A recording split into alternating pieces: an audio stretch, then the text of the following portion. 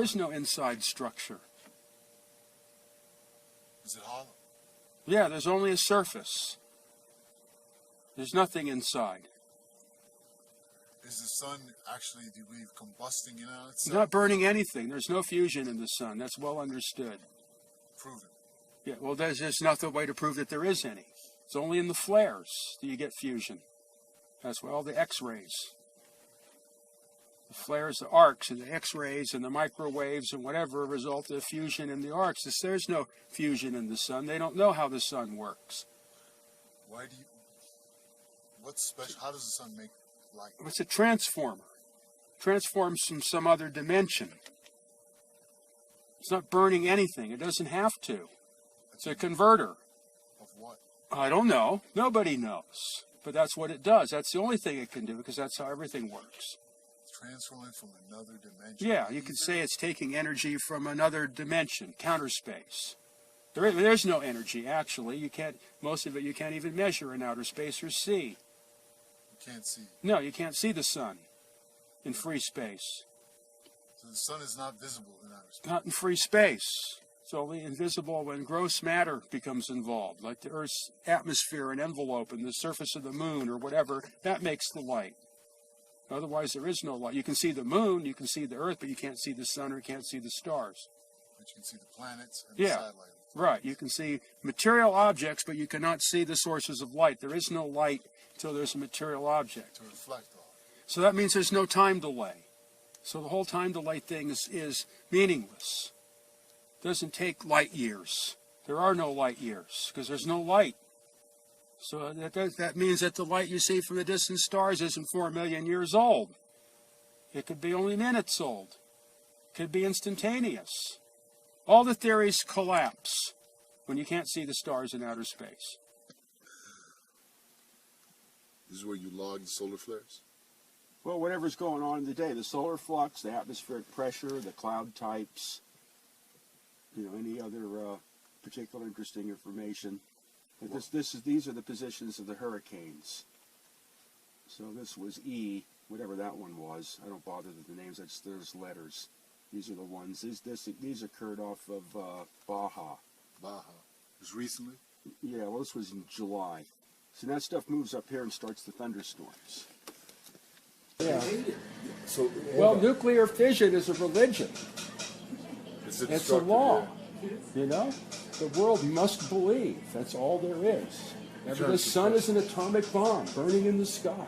If you don't believe that, you're going to go to jail. Okay, now, your theory on the sun, I want to get. It's hollow.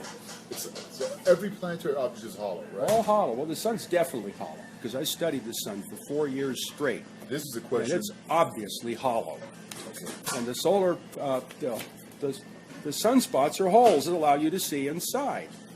Really? Yeah. It's dark inside.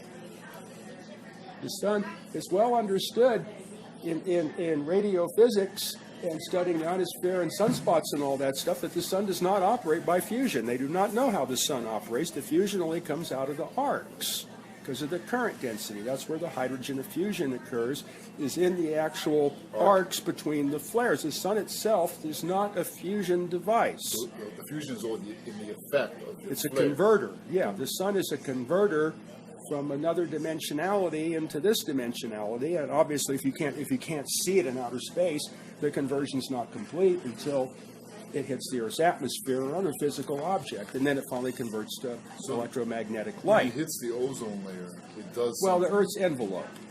The Earth's envelope. Yeah, its envelope is undefined.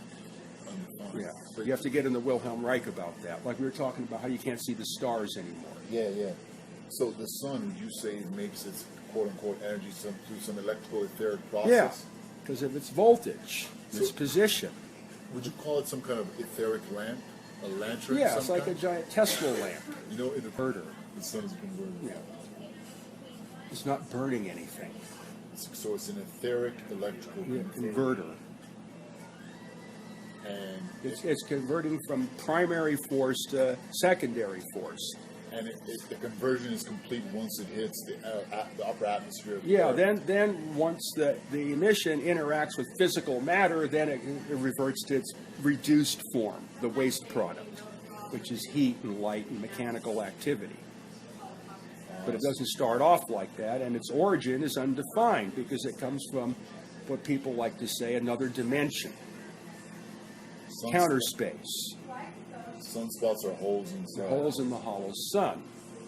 There's a photosphere that generates the light, and it's contiguous. It's not contiguous. It's little things that move around. Contiguous. Yeah. It's an arrangement with little glowing spots, and it's dark in between. It's a veil. And that's where the illumination of the sun originates, is in that veil. It doesn't come from the inside. There's no nuclear furnace in the middle. There's none of that shit, and that's understood. When I studied this stuff in Sonoma State, that's understood. But they have to continue this popular image that the sun is a nuclear bomb burning in the sky. Scarcity. Because that's everything's got to work on destruction. Exactly. Burning something, yeah. Yeah. Like the caloric theory, that's another whatever. It has to be the laws of thermodynamics. You have to pay.